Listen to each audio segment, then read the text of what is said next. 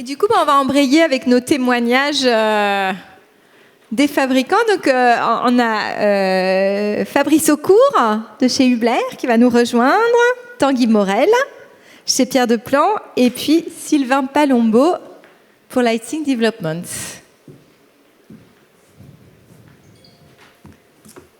Bonjour messieurs. C'est moi qui commence. Je vous laisse. Ah oui, alors du coup, je crois que c'est vous. C'est moi. Oui, qui allez commencer. Bonjour à tous et merci pour l'invitation. Donc, je suis Fabrice Aucourt, je suis le dirigeant de la société Hubler, une marque déjà, pour ceux qui connaissent. Une société qui appartient à un groupe familial et qui est plutôt orientée sur les revêtements décoratifs d'intérieur. Nous avons une spécialité, on a démarré notamment par tout ce qui est ébénisterie fine, donc le plaquage. On a du personnel qui est plutôt qualifié, on va dire presque des ébénistes.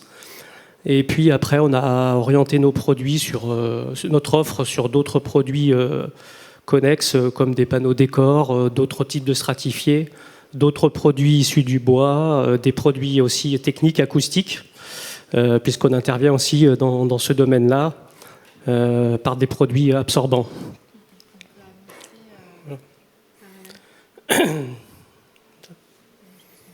Et pour revenir. Hop. Hop.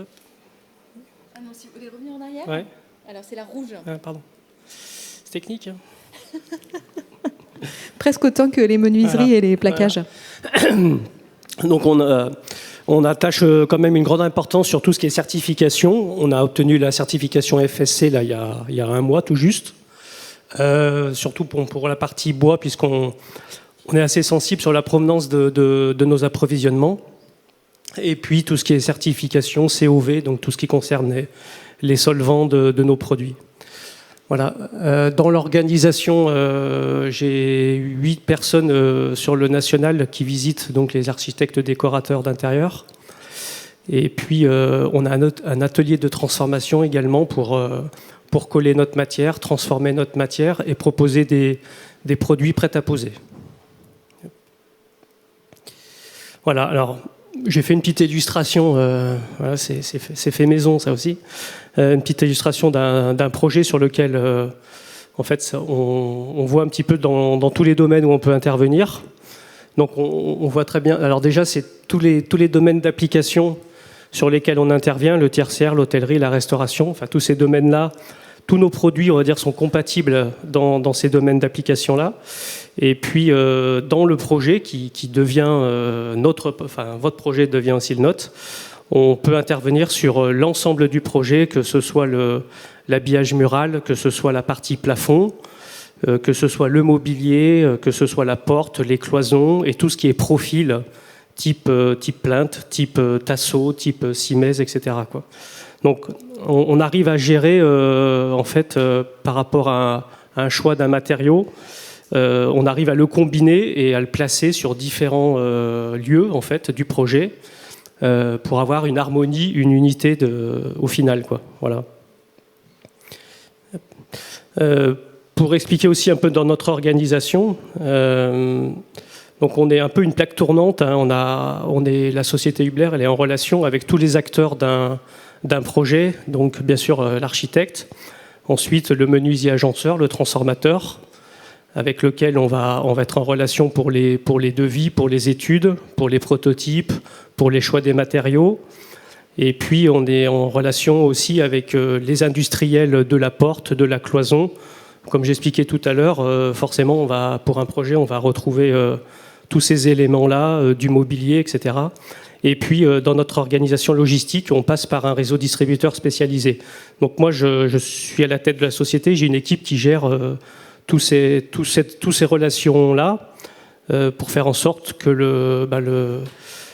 le produit, l'information circule bien, que le produit soit celui qui a été choisi en tous les cas, arrive à bon port et conforme. Hein.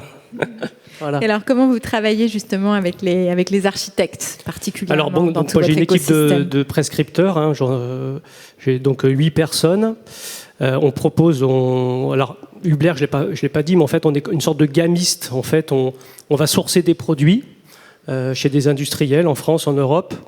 On conçoit en fait nos nuanciers, nos outils avec notre propre identité, et on diffuse ces produits-là vraiment sous la marque Hubler. On insiste que c'est de l'Hubler, voilà, même si bien sûr c'est une provenance d'un fabricant X ou Y. C'est la marque avant tout qui fait foi. Voilà. On a eu un petit problème de switch là. On avait des projets qui arrivaient. Ouais. La régie.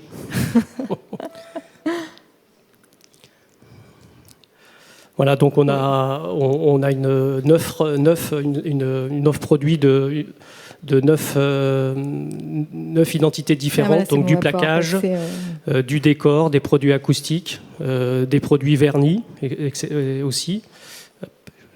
Voilà. Alors, j'ai fait des petits focus sur des agencements qu'on a fait cette année notamment, avec la contrainte en fait de ce que l'architecte et l'agenceur en fait nous avaient donné. Donc là, c'était un centre commercial où on a fait. Alors, ça fait bizarre les photos, mais en fait, c'est des tasseaux d'agencement que vous voyez sur l'habillage mural. Donc nous, on a fait la partie plafond en miroir, on voit, et puis toute la partie tasseau d'agencement. Donc la contrainte là, c'était d'avoir des dimensions de tasseaux qui allaient jusqu'à 3,60 m. Donc ça a été un petit peu compliqué parce qu'il a fallu prototyper tout ça avant pour vérifier la tenue, vérifier le montage, etc. Donc on a fait ça en relation avec le menuisier agenceur. Et puis la deuxième contrainte, ces tasseaux-là, ils sont en chaîne, en plaquage de chaîne.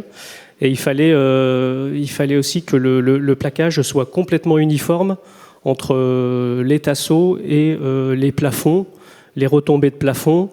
Donc on avait donc au départ invité l'architecte et l'agenceur sur site à côté de Lyon pour faire le choix des plaquages et on a suivi après pour avoir un résultat qui était optimal.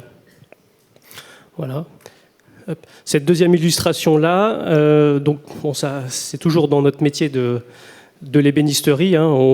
La contrainte, c'était d'avoir une hauteur de 4,40 m, je crois, de hauteur au total. C'est des îlots dans une maison chez un particulier dans le sud de la France.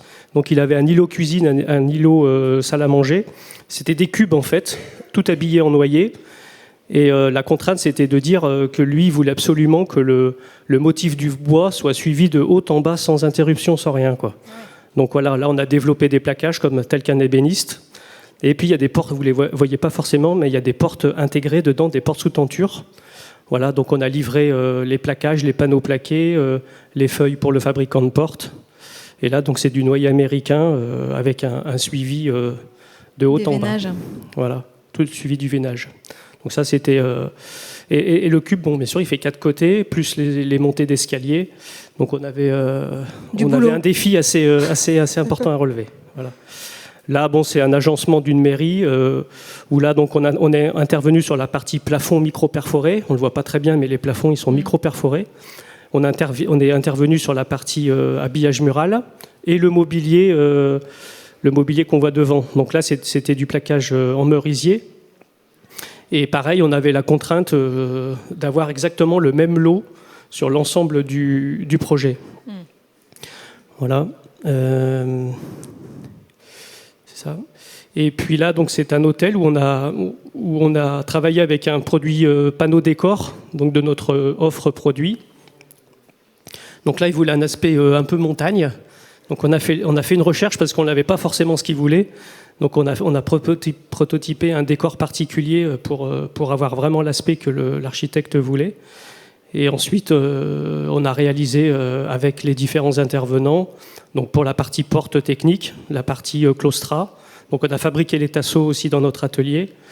Et voilà le rendu que ça a donné. Voilà. Donc voilà, si vous avez des questions... moi j'en ai une en tout cas à votre sens un peu et j'interrogerai aussi vos camarades sur ce même thème, mais les ingrédients en fait qui permettent de réussir la recette projet mise en œuvre et rendue, qu'est-ce que c'est l'écoute déjà, enfin, c'est la première chose je pense, être à l'écoute de notre interlocuteur, de bien comprendre ses besoins, de s'adapter, pas hésiter à lui proposer tout ce qu'il est possible de faire. d'assurer le suivi, la conformité surtout. Voilà, je pense que c'est un peu la recette, le sérieux, et un peu la déconne de temps en temps. Ouais, voilà. C'est important aussi. Voilà, c'est bien. Eh ben, merci beaucoup, Fabrice, et puis on va voir avec vos camarades si ça se passe un peu comme ça aussi. Voilà. Merci à Richard, merci à Guillaume, merci à Christophe, merci à la régie, merci à tout le monde. À vous, Maëlle. Merci à vous. Merci Fabrice. Je prends la déco. Donc bonjour à tout le monde. Alors Tanguy Morel, pardon, je manque à tous mes devoirs. Donc vous êtes vous responsable commercial pour Grand Est, c'est ça? C'est ça. Pour Pierre de Plan. Grand compte, ouais, sur la partie est de la France. Grand compte, voilà, c'est ça. Pierre de Plan. Ok. Donc vous servez des surfaces aussi. Parfaitement, minéral. Et que vous mettez donc au service du projet des architectes. C'est ça. Et des architectes d'intérieur. Parfaitement. Eh bien, on vous laisse tout nous raconter. Donc l'idée de la présentation, c'est parler de notre quotidien et de ce qu'on apporte dans cette activité-là. Donc nous sommes transformateurs minéral, c'est-à-dire que nous ne sommes pas ni éditeurs ni concepteurs. Nous sommes un intermédiaire entre vous et vos sous-traitants pour la réalisation de projets. Donc notre activité est essentiellement basée sur un référencement de matériaux minéraux pour réaliser des projets de restauration professionnelle, projets résidentiels, hôteliers, retail, tertiaire. Donc l'activité est très large, mais on s'attache à créer des relations fortes avec les architectes d'intérieur, designers, parce que c'est l'essence de notre activité, c'est le besoin de minéral dans les projets divers. Donc on a deux entités dans le groupe Pierre de Plan. Donc l'activité Pierre de Plan, donc c'est l'activité de transformation du quartz céramique, granit noir, et récemment un matériau recyclé à base de réemploi, donc pour proposer des pièces de mobilier sur mesure. Donc on n'a pas de référencement, on n'a pas de catalogue produit, on n'a concrètement rien à vous proposer à part le savoir-faire technique de nos équipes pour réaliser ce que vous souhaitez sur vos projets. Donc Pierre de Plan, division minérale, et la partie Pyrolave, donc avec d'autres confrères, on a parlé du label EPV tout à l'heure. Donc je reviendrai. Donc la partie de production Pyrolave, donc on produit des éléments de mobilier en lave émaillé. Donc on profite de ce label pour valoriser le savoir-faire de nos émailleurs. Donc c'est une fabrication totalement artisanale avec un savoir-faire spécifique, et la qualité de réalisation de ce qu'on produit est réellement liée au travail de nos émailleurs sur site. Le logo Made in France, donc on s'attache aussi à mettre en avant cette caractéristique. Donc on a 2 sites de production en France, à Volvic pour l'extraction de la lave émaillée et à Castelsarrasin pour la transformation des différents minéraux. Donc on n'est pas lié à l'importation, tout est intégré chez Pierre de Plan, le bureau d'études, la production, les suivis de projet, notre activité à nous, la logistique des plans sur mesure. Donc on est attaché et on est partisan du Made in France. Donc sur la division projet, prescription, grand compte, on est 2 personnes sur la France à gérer cette activité, et on est le lien et le relais sur le terrain pour la réussite de vos projets en conception. Donc que ce soit sur des projets alimentaires, restauration, résidentielle, hôtellerie. Les activités sont diverses pour notre activité dans le groupe. Ah, je crois que vous avez appuyé sur le bouton rouge, non? Non, c'est bon. Donc 130 employés, j'en ai pas parlé. Essentiellement à la production. Donc c'est essentiellement des techniciens qui produisent sur mesure les pièces de mobilier. Et donc le quotidien de l'activité, ce que je voulais mettre en avant, c'est qu'on est vraiment... On aura beaucoup vu ce projet Bernachon. On est un lien entre vous pour la réussite du projet. Quelle star, Richard! Donc le projet, et ça met aussi en lien l'entreprise OCF qui a fait sa présentation tout à l'heure, avec laquelle on a collaboré, sont eux qui ont posé les éléments lave émaillés. Donc l'intérêt pour nous, c'est répondre techniquement à une sollicitation sur un projet spécifique, en trouvant en termes de design et de résistance du matériau le produit adapté à votre projet. Donc sur la conception, on est parti d'une recherche de matériaux de la part de l'entreprise Richard Bagur, quand il a conçu le projet. Donc avec une modélisation, une conception, et donc ensuite on a travaillé en fonction des besoins d'abord du sous-traitant, donc OCF, pour la réalisation de sa structure de mobilier et la coordination de l'ensemble de l'agencement. Donc en fonction des plans de l'entreprise et donc nos plans techniques ensuite qui devaient être conformes pour réaliser l'agencement intérieur et l'habillage complet du projet. Donc l'idée, c'est qu'on est toujours, sans votre activité à vous, sans les dessins en fait aussi. C'est ça, les dessins, l'imagination et même la folie sur certains projets, on ne ferait rien. Donc on n'est pas concepteur, on est vraiment des intermédiaires dans l'activité en proposant ce matériau, notamment pour la lave émaillée, qui a une finition unique que vous pouvez voir sur le stand, un rendu spécifique, une profondeur de couleur infinie, une qualité de résistance optimale, donc qui permet de mettre en avant et de s'harmoniser dans l'agencement global de la chocolaterie. Oui, je voulais rajouter quelque chose. Alors Bernachon, effectivement, on n'est pas très loin de Lyon, donc client institutionnel lyonnais. Quand on sera sur Paris, je pense qu'on ne parlera pas de Bernachon, on parlera d'autre chose. Là, il y a vraiment une histoire par rapport à la matière. J'en ai parlé pendant la pause déjeuner. La lave émaillée faisait partie de l'histoire de la maison Bernachon. Pour expliquer la maison Bernachon, Françoise Bernachon, c'est la fille Bocuse. Voilà, pour expliquer le côté lyonnais. Et ce matériau était très, très, très présent dans l'ancienne boutique qui a duré pendant 30 ans, qui avait 30 ans d'ancienneté. Et ce que j'ai souhaité avec cette lave émaillée, c'est inconsciemment le changement dans la continuité. C'est-à-dire que c'est un matériau que les gens ont vu et ont été bercés, même... c'est un matériau qui était sur les murs, sur les plafonds dans l'ancienne boutique. Et j'ai souhaité remettre ce matériau à l'ordre du jour pour créer un lien avec le passé. Voilà, une maison qui a inconsciemment ou consciemment d'ailleurs, parce que je pense qu'il y a des architectes qui l'ont tout de suite vu, mais plein de clients particuliers, anciens clients, se sont appropriés la réalisation grâce à ce matériau, sans le savoir. Voilà, parce qu'ils ont vu le même matériau qu'il y avait avant. Donc une vraie histoire autour de cette matière et sur sa prescription dans ce projet. Voilà, et encore merci à Pierre Deplan pour les qualités de mise en œuvre et de détail, parce que là on est carrément dans de l'horlogerie. Voilà.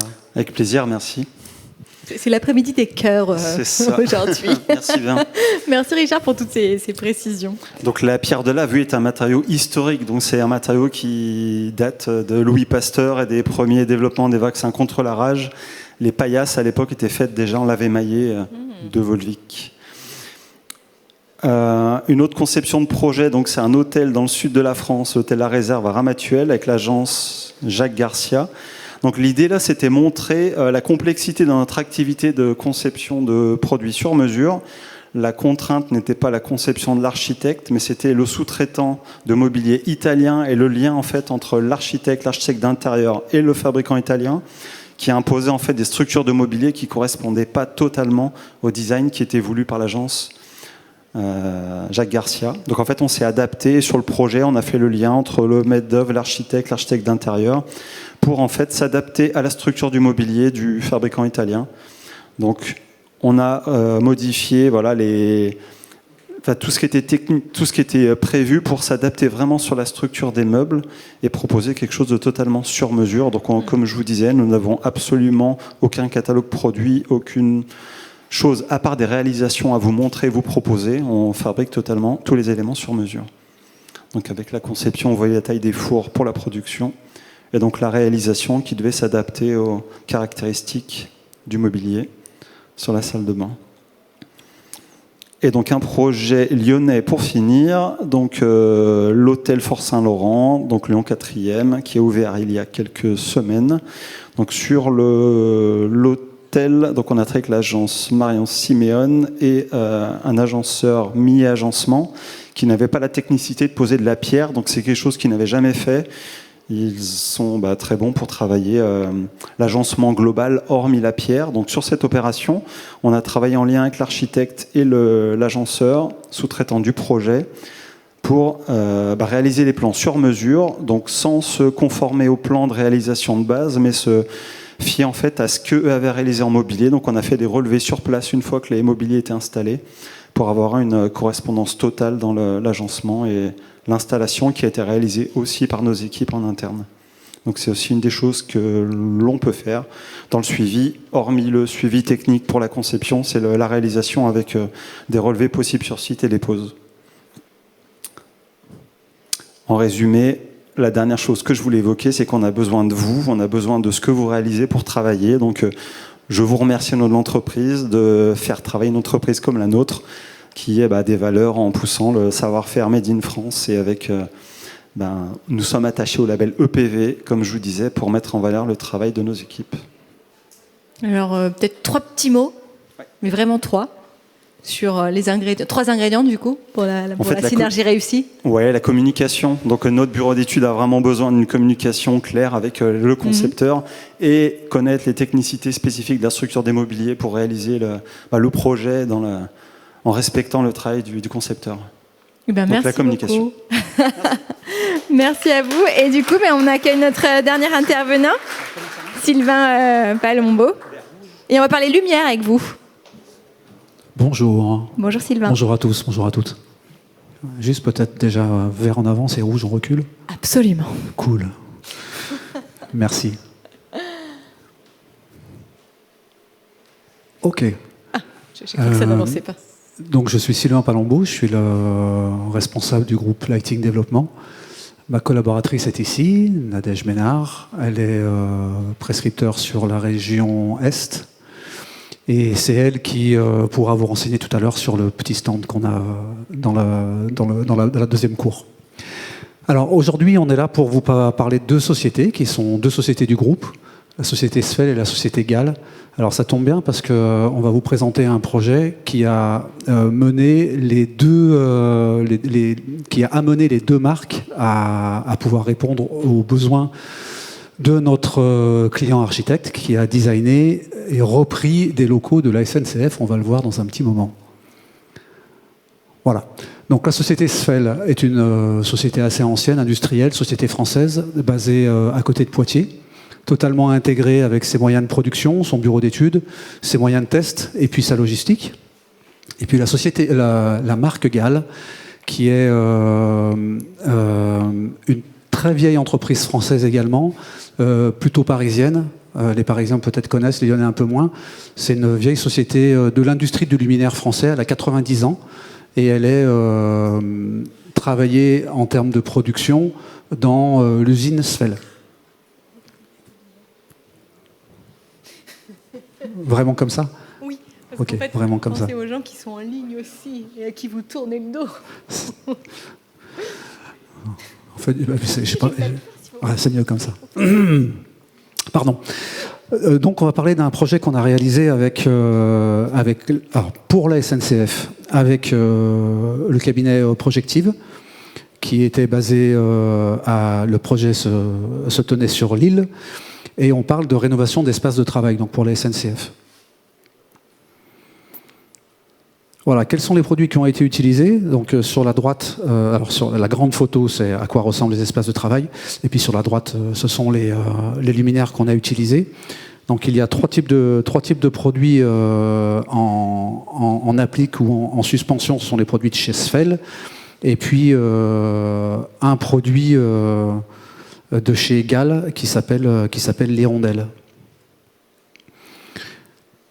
Donc il s'agit de réadapter, rénover des bureaux de la SNCF qui étaient donc existants pour leur donner une nouvelle organisation et puis donner aux utilisateurs un sentiment de confort, on va dire, dans l'air du temps, ce qu'on attend, ce que les salariés, ce que les collaborateurs attendent quand ils sont dans un espace de travail.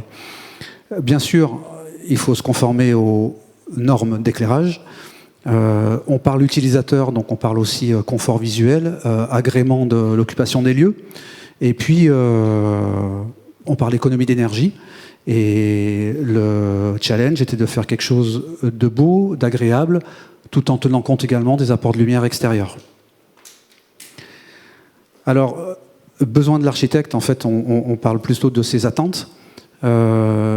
Qu'est-ce qu'on a dû, nous, mettre en œuvre comme capacité pour répondre aux besoins de l'architecte? Alors, bien sûr, c'est comprendre quelle est son intention esthétique, arriver à traduire ça dans des couleurs, dans des produits, suivre sa signature créative, prise de connaissance de l'architecture du site. Alors, les plans, les matériaux, les structures, ok. Donc, tout ça, ce sont des données qu'on intègre, nous, au niveau amont du projet, et qu'on traite dans notre propre bureau d'études.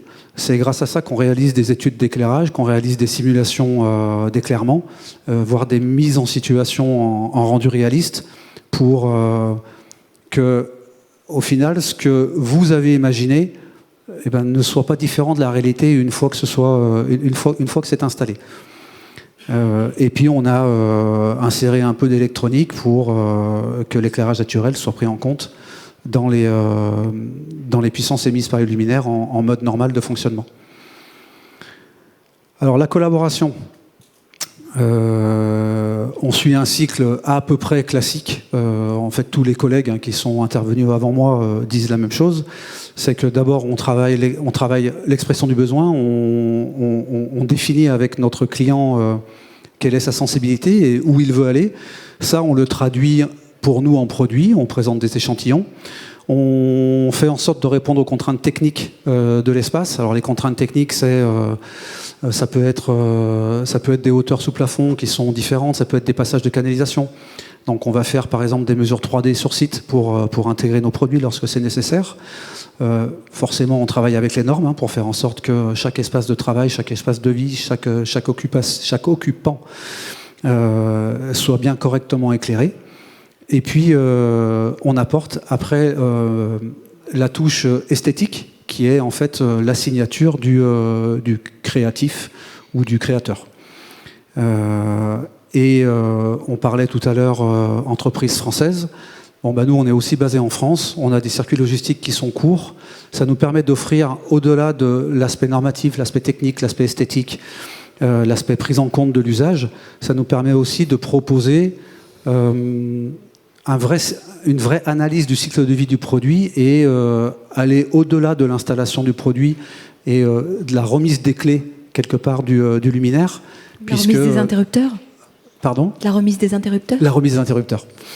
Au-delà de la remise des interrupteurs, on peut ensuite mettre en œuvre toute une filière de recyclage, voire de réemploi. Ouais. Parce qu'on a des sites de construction de produits, et ces sites de construction de produits peuvent facilement devenir des sites de déconstruction de produits et de réemploi. Bon, là, on enfonce une porte ouverte. Qu'est-ce que la prescription ? Forcément, c'est une danse à deux, c'est un ballet entre celui qui imagine et puis celui qui traduit et qui réalise. Et tout ça dans le but de sublimer l'espace et les volumes avec la lumière. Bon, ok. Ceci dit, on n'oublie pas non plus le fait qu'on a des usagers, on a des personnes qui occupent les locaux, et que la lumière, c'est pour le fonctionnel. Et en fait, nos produits, c'est pour la sensation. C'est pour ce que la personne va ressentir quand elle va rentrer dans la pièce. Voilà. Et très rapidement, des exemples d'autres projets qu'on a pu réaliser sur des luminaires plutôt type tubulaire qui sont bien sûr personnalisables. On a nos usines, on est hyper flexible, avec des inserts métalliques type grille au nid d'abeille, de la couleur, des éclairages à 360 suspendus, etc., etc., etc.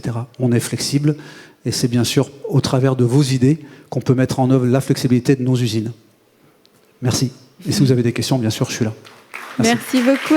Du coup, un peu comme à vos camarades, alors, un ingrédient de la recette pour réussir la synergie ? Alors, je vais vous surprendre, je vais vous dire de la communication, de l'écoute. C'est pas vrai. De la compréhension. Mais un peu de musique, si j'ai bien compris. Et du savoir-faire et de la technique. Pour nous, fabricants de luminaires, c'est tout ça qui fait que ça marche. Mais c'est déjà pas mal. Merci beaucoup.